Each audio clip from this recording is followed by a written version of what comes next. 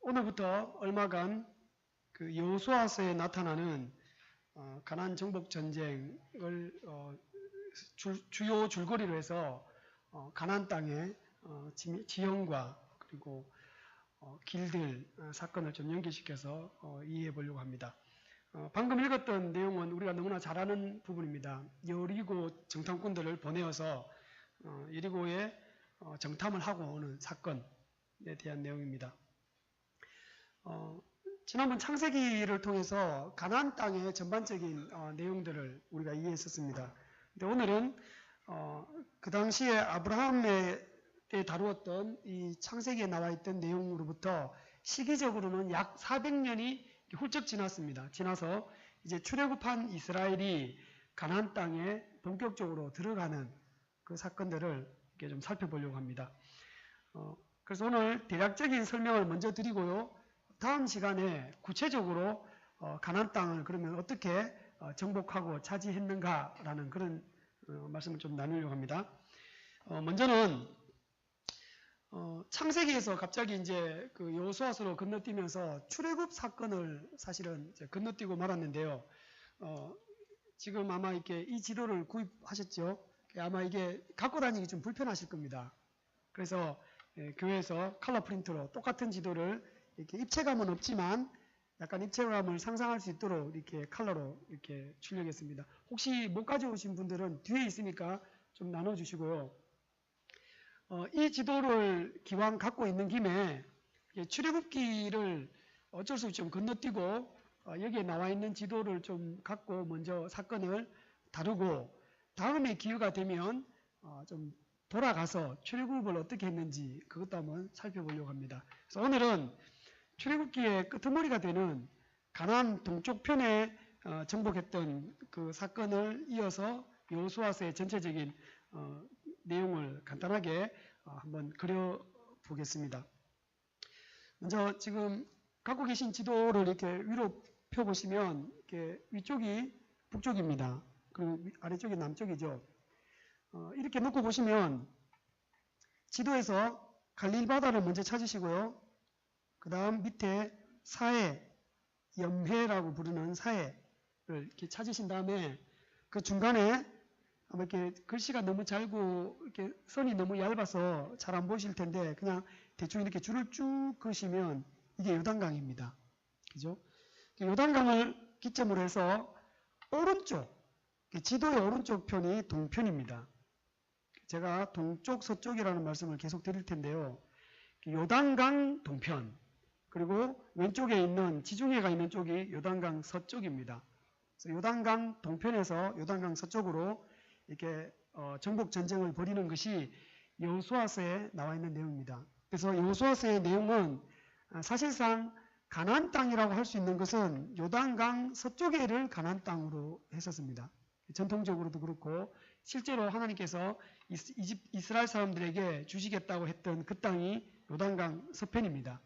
근데 어떻게 요단강 동쪽에 있는 이 동편에 있는 땅이 이스라엘 땅으로 들어오게 되는지는 잠시 후에 신명기 2장부터 나와 있는 내용들을 간단하게 좀 살피겠습니다.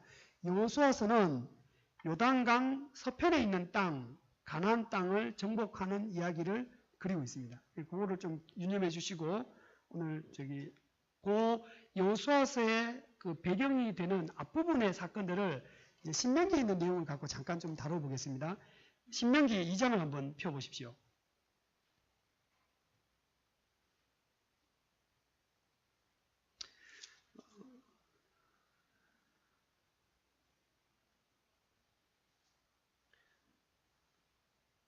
신명기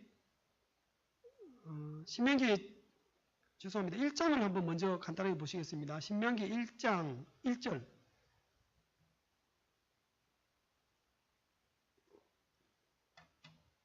신명기는 모세가 이스라엘 사람들에게 유언처럼 설교처럼 한 그런 본문입니다. 이게 1절에 보시면 이는 모세가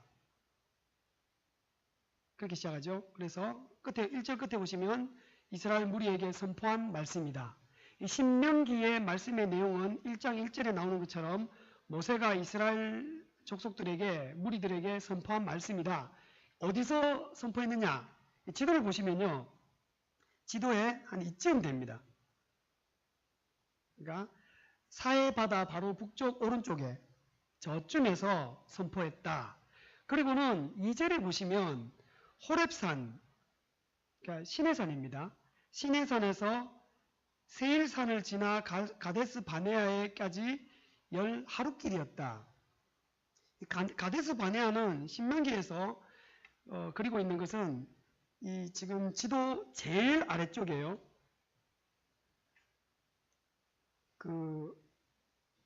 이 브엘세바를 한번 찾아보십시오. 브엘세바를 찾으셔서 브엘세바의 밑에 보시면 광야라고 돼 있죠. 그 광야에서 조금 더 내려가면 이 지도에 나오지 않습니다. 조금 더 내려가면 가데스 바네아가 나오는데요. 그 가데스 바네아는 이 가나안 땅의 초입부입니다. 거기에 와서 이 가데스 바네아에 와서 이스라엘이 정탐을 했는데 정탐의 결과로 이스라엘이 하나님 앞에서 불순종하게 되죠. 그렇게 해서 사실상 시내산에서부터 시작해서 가데스 바네아까지 오는데 걸린 시간은 11일 길이었습니다. 이 짧은 거리를 이 신명기는 저는 1장 2절 읽으면 상당히 먹먹해지는 게 40년이 걸려갖고 이 요단강 오른쪽 편, 동쪽 그 모세가 지금 설교하고 있는 이 위치 여기에 와서 이렇게 한숨을 길게 쉬면서 신명기 1장 2절은 그렇게 읽으시면 됩니다. 가데스 바네아에서까지 오는 시내산에서 가데스 바네아까지 오는데 11일 길, 2주가 안 되는 길입니다. 2주가 채 안 되는 이 거리를 40년이 걸려서 왔다 하면서 한숨을 푹 쉬면서 신명기가 이렇게 쭉 전개가 됩니다. 그래서 이 신명기에 이제 2장에 오시면 그동안에 어떻게 이 땅까지 오게 되었는지를 대략적으로 설명해 주고 있습니다. 2장 1절에 우리가 회정하여 여호와께서 명하신 대로 홍해길로 건너서 세일산에 갔고, 그래서 어디를 도착하느냐 하면요. 제가 이제 지도를 중심으로 설명을 드리겠습니다. 지금 지도 오른쪽에 조금 작은 것인데요. 한번 찾아보시겠습니다. 사해 제일 밑 아래쪽에 보시면요. 세렛강이라고 있습니다. 제가 표시를 해드렸는데 세렛강 아주 파란색으로 작은 글씨입니다. 여기 지도는 잘 안 보입니다. 어떻게 되어 있냐면 아라바 광야 옆쪽에 있습니다. 소알 옆에 있습니다. 세렛강. 여기 세렛강에 에돔이라고 되어 있는데 에서의 후손들이 살고 있는 이 지역을 지나서 드디어 이제 요단강 동쪽에 있는 모압 땅으로 진입합니다. 세렛강을 건너오는 데까지 걸린 시간이 2장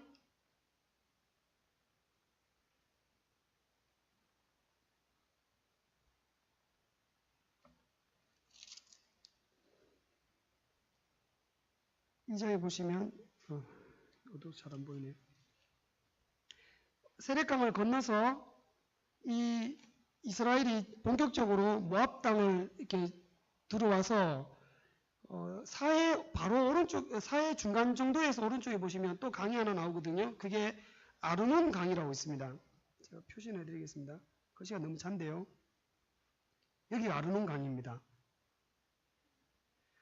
그러니까 에서가 살고 있는 땅 이 에돔과 그리고 아브라함의 조카 롯의 그 아들들이 자손이 두 자손이지 않습니까? 암몬과 모압 이 두 개에 나눠져 있는 에돔과 암몬과 모압은 건드리지 마라. 하나님께서 이 사람들에게 복을 줘서 그 땅을 주셨다라고 했기 때문에 그 지역은 건드리지 마라. 해서 전쟁을 벌이지 않습니다. 그러나 올라오는데 이미 요단강 오른쪽에 가나안 족속들 가운데 헤스본, 시온과 바산이 어디 있느냐 하면 저기 갈릴리 바다 옆에 있습니다. 그 바산 옆에 골란이라는 곳이 있죠. 바산 골란. 이 바산 왕 옥과 그리고 헤스본 왕 시온이 과 시온과 전쟁을 벌입니다. 이스라엘이 지나가는 길에 길목을 좀 터줬으면 좋겠다 했는데 그렇게 하지 않겠다 해서 그 헤스본 왕 시온과 1차적으로 전쟁을 벌여서 이 지역을 전쟁을 이기게 되고 그 다음 바산 왕 옥이 다시 내려옵니다. 내려와서 전쟁을 치러서 결과적으로는 이 요단강 동쪽에 있는 땅을 차지하는 그 과정을 그려주는 것이 신명기 2장, 3장, 4장에 나와 있습니다. 그렇게 해서 이 세렛강을 건너는 데까지 가데스 바네에서 세렛강을 끊는 데까지 신명기 2장은 38년이 걸렸다 그래요. 38년이 걸려서 이제 세렛강을 건너 요단강을 들어가려면 이렇게 건너갈 요량이었습니다. 이렇게 바산왕 시온의 땅과 그리고 바산왕 옥의 땅을 거쳐서 이렇게 건너서 요단강을 건너 가나안 땅을 들어가려고 했는데 실제로는 시온과 옥이 이걸 막아서 전쟁을 벌인 다음에 여기 있는 땅들을 다 차지합니다. 그래서 신명기 5장에 의하면 이들이 요단강 동쪽에서 차지한 땅의 경계가 어디냐면 이 아르논 강에서 그 저기 위에 북쪽 단 옆에 보면 헬몬산이 나오죠. 헬몬산이 북쪽에 있습니다. 그래서 아르논 강에서부터 시작해서 헬몬산까지 이 요단강 동쪽을 차지하게 됩니다. 결과적으로는 여기를 차지하게 되는 데까지 걸린 시간이 대략 2년입니다. 그래서 이스라엘이 출애굽해서 요단강을 건너 가나안 땅 들어가기 전까지 40년 정도의 어간을 머무르게 되는데 그것을 조금 더 세분화시키면 38년 동안은 불순종해서 광야를 떠도는 시간이고 그리고는 이제 가나안 땅을 건너 요단강을 건너 가나안 땅을 정복하기 전에 이 동쪽에 있는 두 개의 큰 왕들과 전쟁을 벌여서 차지하게 되는 이 요단 동편의 전쟁에 2년 정도가 소요가 됩니다. 여기까지가 모세의 주도권 하에 이렇게 전쟁을 벌이게 되죠. 이 전쟁이 다 끝나고 난 뒤에 신명기에서 이렇게 얘기합니다. 이제 요단강을 건너가서 가나안 땅을 이렇게 너희들이 차지해라. 그리고 그것을 차지하는 비결로서 그리고 가나안 땅에서 그들이 장수 계속해서 지속적으로 살 수 있는 그 땅을 지속적으로 영구히 얻을 수 있는 비결로서 제시한 것이 신명기의 주제인 순종과 불순종의 얘기입니다. 순종하면 그 땅에서 복을 받고 불순종하면 그 땅에서 저주를 받는다. 그 땅이 너희를 토해버릴 것이다. 그 이야기가 신명기의 이야기입니다. 그래서 신명기는 사실상 모세 오경의 마지막 권, 그래서 율법서라고도 보통 부르는데 창세기, 출애굽기, 레위기, 민수기, 신명기라고 부르는 이 신명기에 나오는 이 내용은 사실상 여호수아서, 역사서의 시작이죠. 여호수아서로부터 시작해서 에스라, 느헤미야까지 이루어지는 약 12권의 역사서하고 이렇게 연결이 되어 있는데요.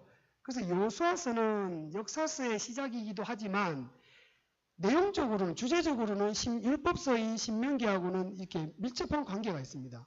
그래서 신명기는 장차 여호수아서에 나오는 내용처럼 장차 이 가나안 땅을 찾아서 차지하고 얻어가는 내용들하고 연결되기 때문에 학자들은 이렇게 5경이라고도 부르지만 여호수아서를 포함시켜서 6경이라고도 표현합니다.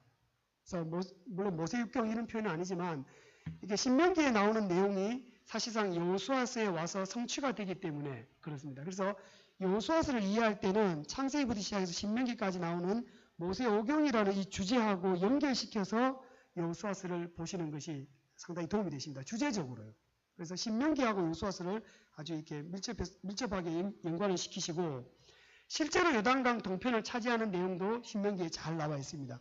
그리고는 저희가 이제 읽었던 여호수아서 2장 보시면 이제 드디어 이 요단강 동쪽에서 요단강 서쪽으로 정탐꾼을 보냅니다.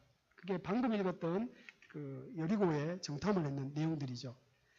혹시 그 정탐하시는 내용들을 자세히 읽어보시면 라합을 통해서 하나님께서 정탐꾼을 이곳에 보내주신 의도를 바로 곧장 파악하게 만듭니다. 그게 뭐냐면 이 가나안 땅에 살고 있는 가나안 족속들이 이미 그들이 하나님의 하신 섭리와 이 일을 보고 그들이 간담이 녹았다. 그래서 이미 졌다. 항복했다. 항복 선언을 먼저 받아냅니다. 여호수아서 2장은 라합을 통해서 항복 선언이 먼저 던져지고 난 뒤에 2장 끝에 3장에 와서 가나안 땅을 요단강을 건너서 들어가서 이제 취해가는 과정들을 그리고 있습니다. 그래서 여호수아서는 재밌게도 가나안 주민의 대표로서 라합이 항복을 하는 장면으로 시작해서 이제 쭉 차지하는 내용들이 나옵니다. 여호수아서의 내용은 우리가 다음 시간에 좀 계속 살필 것인데요. 그래서 여호수아서의 내용을 이렇게 4개의 동사로 보통 많이 이렇게 나누어서 이해합니다. 첫 번째는 요단강을 건너가라. 그래서 건너라. 이게 명령형입니다. 건너라. 하나님께서 요단강을 건너라라는 것으로 1장, 2장, 3장까지 이렇게 내용이 펼쳐져 있습니다. 그리고는 요단강을 건너서 요단강을 건너라라는 하나님께서 건너라. 그리고는 건넜으니까 요단강을 정복해야 되죠. 그래서 취하라. 가나안 땅을 취하라. 그리고 건너서 취한 것들을 나중에 나누어라. 이렇게 지파별로 나누죠. 나누라. 명령형으로 되어 있습니다. 건너라, 취하라, 나누라. 누구에게 내리냐면 주도권은 하나님이 여호수아를 통해 이스라엘에게 내리시는 명령입니다. 이 세 가지의 명령이 다 성취되고 난 뒤에 이제 여호수아가 이스라엘 백성들에게 내리는 명령으로서 그래서 하나님 여호와만 섬겨라. 그래서 여호수아서의 내용들을 크게 4개의 동사로 보시면 3+1 구조인데요. 건너라, 취하라, 나누라. 그리고는 하나님을 섬겨라. 이렇게 여호수아가 24장까지 되어 있는데 이 내용들이 구성되어 있습니다. 우리가 지금 이제 여호수아서를 살필 때는 건너라에 관련된 이게 지정학적인 의미들을 살펴볼 것이고요. 다음 시간에는 어떤 식으로 가나안 땅을 정복했느냐에 대한 취하라. 그리고 나중에 우리가 이제 지파 얘기가 나올 때 가나안 땅이 어떤 지파가 어디에 위치해 있는지 그런 것들도 이해하시면 굉장히 도움이 되시거든요. 그래서 어떤 식으로 나누었는지, 그래서 지파의 위치가 어디에 있고 어떤 식으로 나눈지에 대한 이 여호수아서의 내용을 한번 쭉 살펴보시면 구약 성경에 나오는 대부분의 중요한 어떤 지명, 지형 이런 것들을 이해하시는 데 좀 도움이 되실 것 같습니다. 그러면 이제 가나안 땅을 건너가는 이 부분을 좀 다루겠습니다.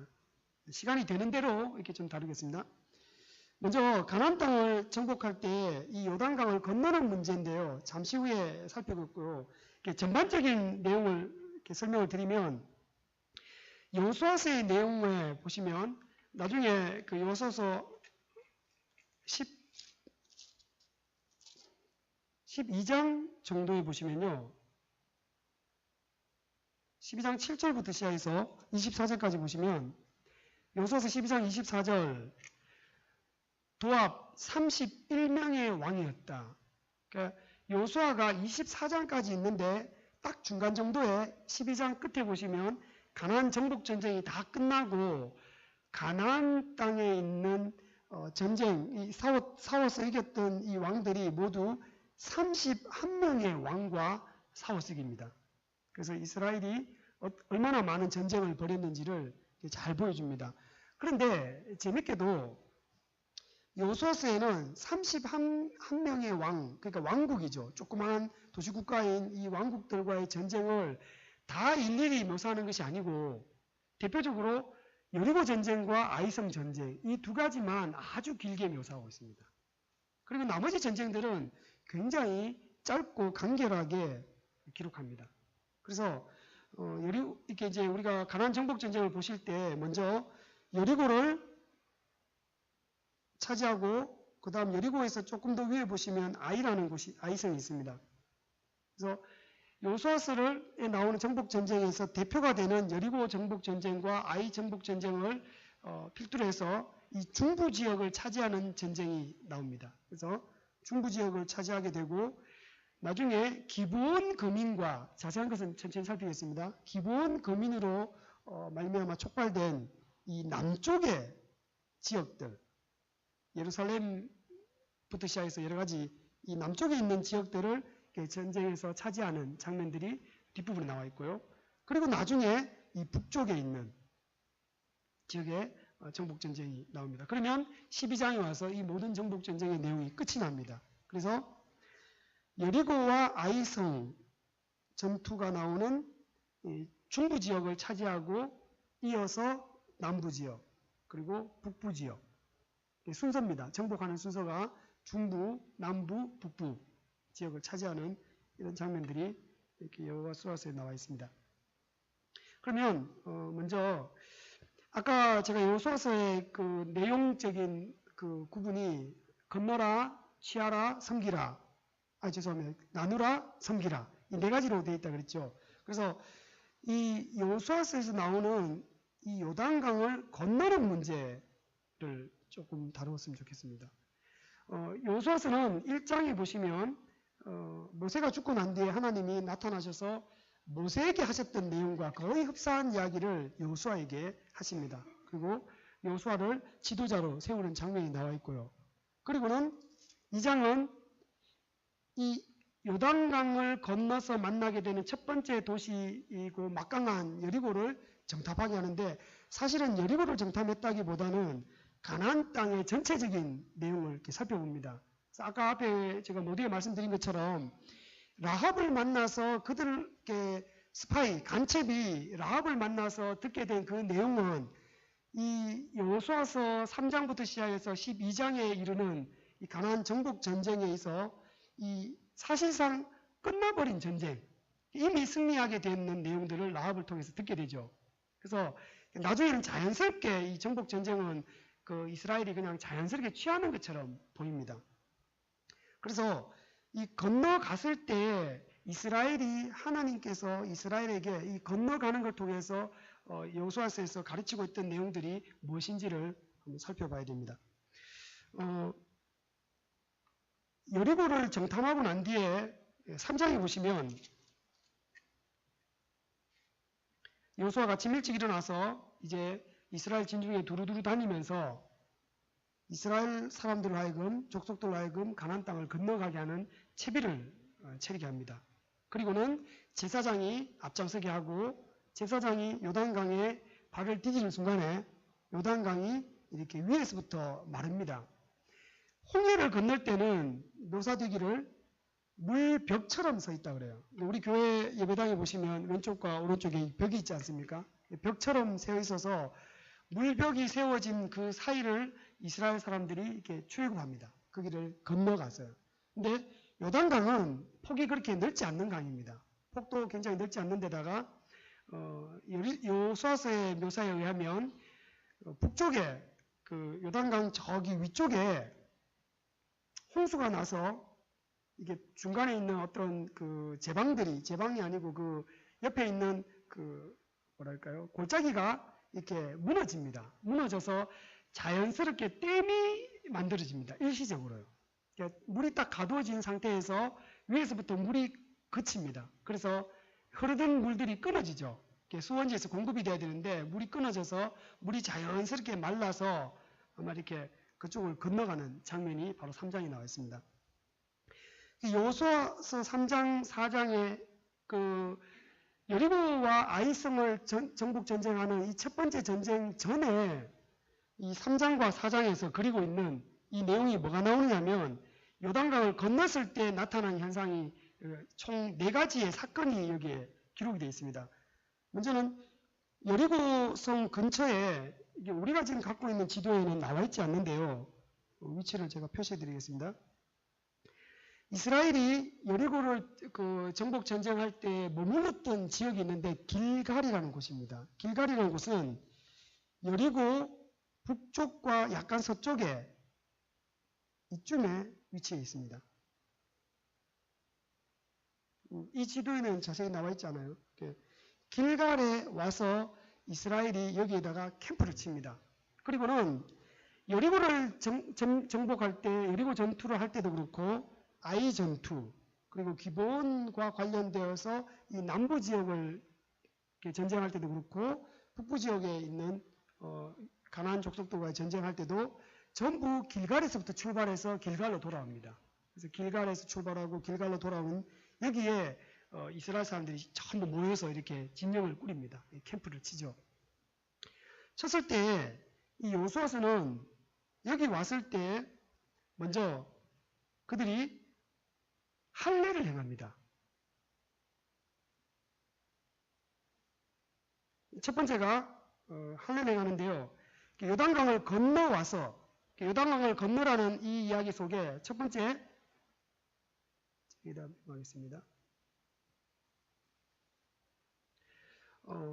이스라엘이 광야 40년 동안 사실상 이렇게 많이 돌아다니기 때문에 할례를 할 시간적인 여유도 없었고 여러 가지의 여유가 없었다라는 표현이 여호수아에서 나와는 있습니다.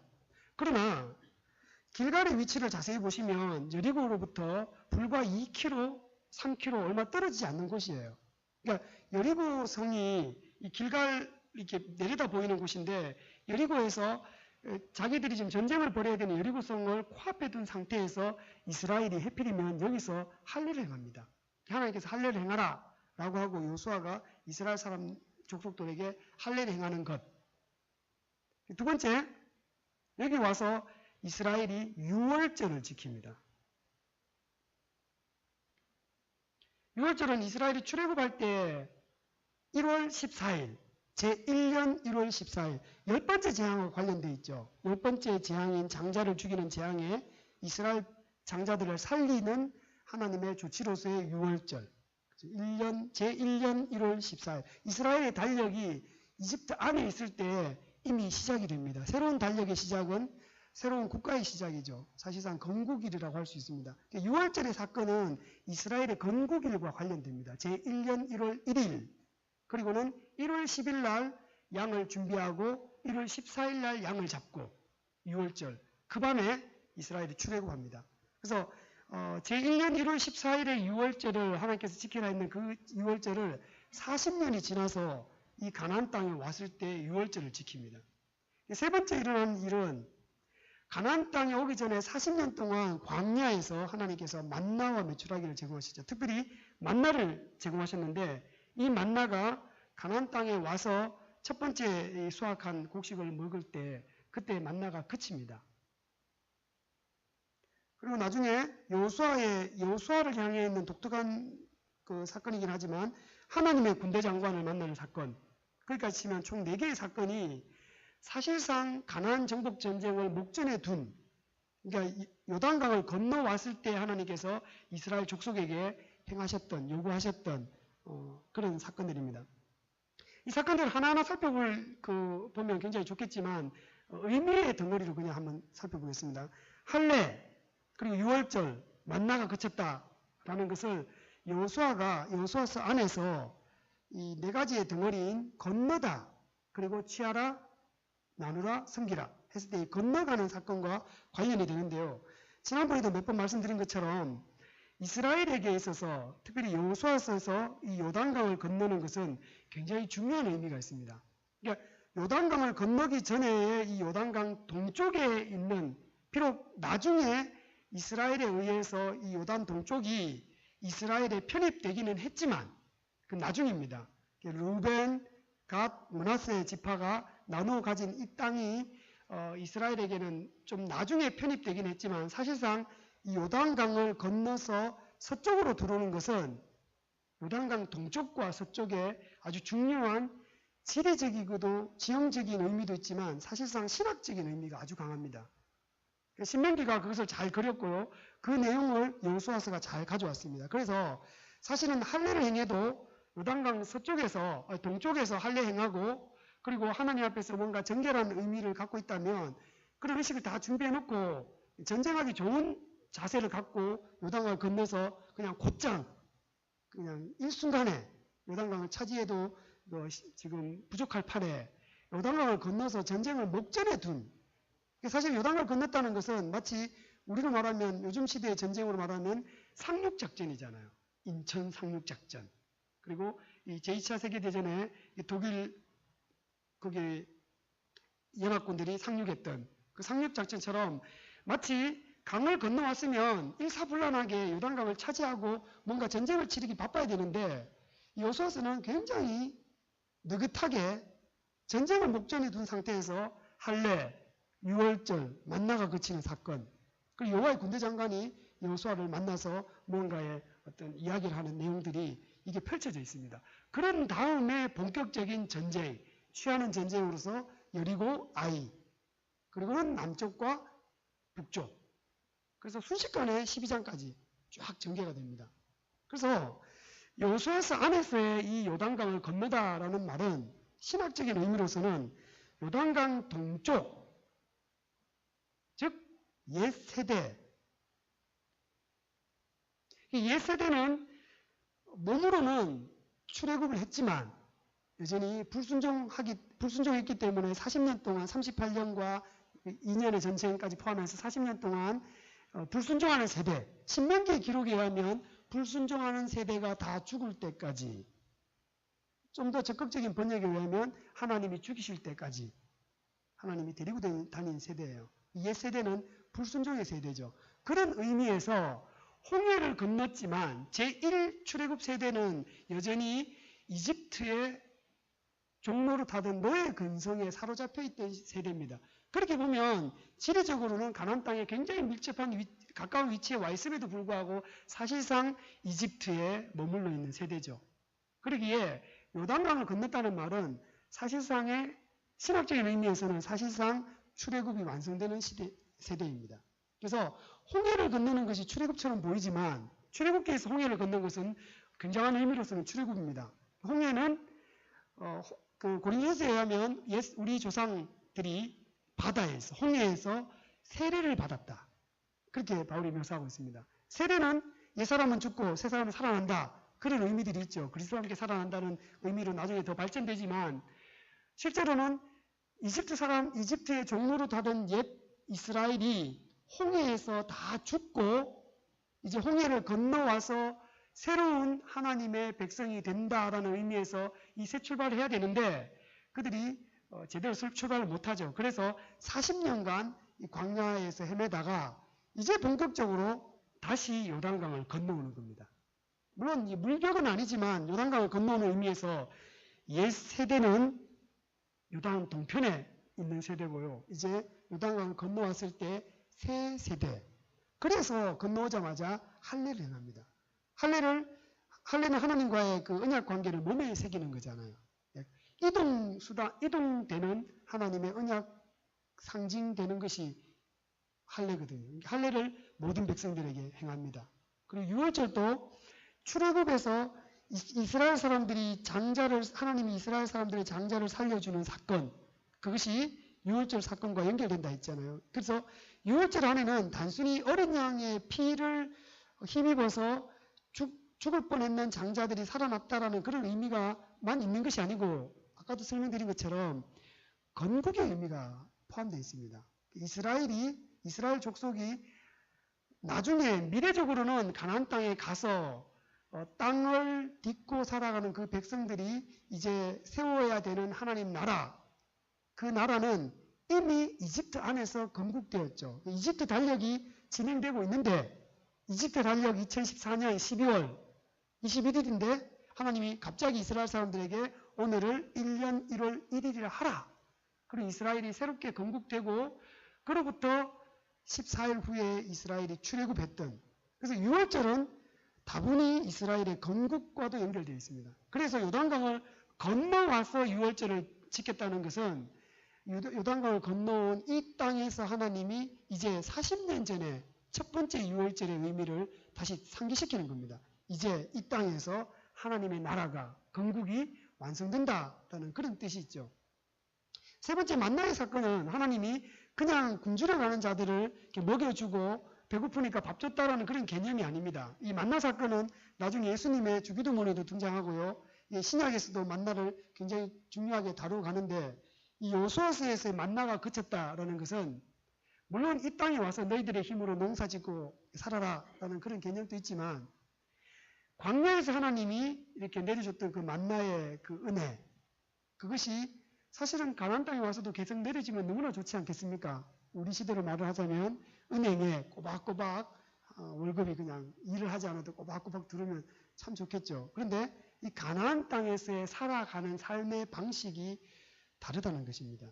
그러니까 광야에서 하나님께서 내려주셨던 그 만나의 삶의 방식은 이제 새 세대, 새로운 이 가나안의 세대에서는 그런 삶의 방식이 아니라는 거죠. 여기서는 처절한 이 땅에서 하루하루 삶을 살면서 하늘로부터는 하나님의 은혜를 힘입어 사는 다양한 삶의 방식을 예고하고 있습니다. 그것에 대해서는 신명기 10장에 보시면 이 가나안 땅에서의 삶을 아주 적나라하게 표현하고 있습니다. 이집트 땅에는 발로 물대기를 채소밭에 물대는 것처럼 했지만 이 가나안 땅은 하늘에서 비가 내려야만 농사 짓는 땅, 천수답이죠. 비도 제대로 안 오는데. 그래서 어떻게 얘기하냐면 이 땅을 젖과 꿀이 흐르는 땅이라고 묘사하는 것은 물리적이거나 자연환경적인 것이 아니고 모세는 그것을 이렇게 기록합니다. 하나님의 눈이 새초부터 새말까지 있는 곳, 하나님의 돌보심이 있는 땅. 거기서 자연 조건이나 환경적으로는 아주 척박하지만 그것이 젖과 꿀이 흐르는 땅이 되게 하는 그런 삶의 원리를 배워주게 하고 가르치게 하는 땅이 가나안 땅입니다. 그냥 만나를 그냥 툭 던져줘서 꼬박꼬박 그냥 만나를 때가 되면 채워주시는 그런 것이 은혜가 아니고 처절한 삶의 현장 속에서 하나님을 이렇게 신앙하게 하고 배워가게 하는 그런 땅이 가나안 땅이라는 것입니다. 그런 의미에서 물리적이거나 어떤 객관적이거나 우리가 요즘 말하는 것처럼 좀 살기 좋은 땅이 아니라 사실상 굉장히 척박한 땅입니다. 굉장히 척박한 땅에서의 하나님께서 만나까지 끊어버리시는 이스라엘 족속들이 불순종으로 다녔던 38년 광야 못지않는 광야가 여기입니다. 그래서 하나님께서 이 세 가지의 사건들을 요단강을 건너고 난 뒤에 여호수아서는 그것을 기록하고 있어요. 3장, 4장. 기록한 다음에 이 요단강을 건너간다라는 의미를 다시 한 번 더 상기시켜주고 있습니다. 그래서 구약을 읽으실 때 요단강을 기점으로 놓고 동쪽과 서쪽을 구분하는 것은 굉장히 신학적인 의미가 있습니다. 나중에 제가 지난번에도 한번 설명드렸지만 엘리야의 그 전통을 잇는 엘리사가 엘리야와 더불어서 요단강을 건너갔다가 엘리사만 다시 건너오죠. 그렇게 하면서 이 온몸으로 이 여호수아서의 이 장면을 혼자서 재현하고 있습니다. 요단강 동쪽으로 갔다가 혼자 요단강 서쪽으로 건너오죠. 건너와서 다시금 엘리야의 사역을 그래서 갑절의 영감, 정통성 있는 장자가 받는 목, 엘리야의 사역의 정통성을 얘기합니다. 영감이 2배나 뛰어나다는 것은 영적 능력이 아니고 장자의 몫으로서의 2배는 엘리야의 사역의 정통성을 엘리사가 그대로 잇는다라는 뜻에서 엘리야의 옷을 취해서 요단강을 건너와서 그가 엘리야가 했던 사역을 계속해서 이어가는 사역. 그것이 엘리야의 사역이죠. 거기 보시면 열왕기 하 1장에 보시면 이 요단강을 건너가는 장면이 나옵니다. 건너갔다가 다시 건너오는 장면들. 그래서 그 구약성경 전체에서 요단강이 차지하고 있는 이 지리적, 지형적 의미가 다분히 신학적이다라는 것들을 좀 잘 보실 수 있는 부분이 바로 이 여호수아서입니다. 그래서 오늘은 여호수아서에 나오는 건너라, 취하라, 나누라, 섬기라 중에서 사실 섬기라는 부분은 제가 다루지 않을 겁니다. 그러니까 건너가서 취하고 나누는 이 사건 중에 오늘은 건너간다는 의미를 살폈고요. 다음 시간에는 이제 어떤 식으로 차지하게 되는지 그것을 이 지도를 따라서 한번 살펴볼 것입니다. 다음 시간에는 좀 불편하시더라도 이 지도가 좀 좋으실 수 있고요. 혹시 좀 가져오시기 힘들면 그냥 칼라 지도도 괜찮습니다. 그래서 이 지도를 보시면서 한번 여호수아서에 나타나 있는 가나안 정복 전쟁을 한번 살펴보도록 그렇게 하겠습니다.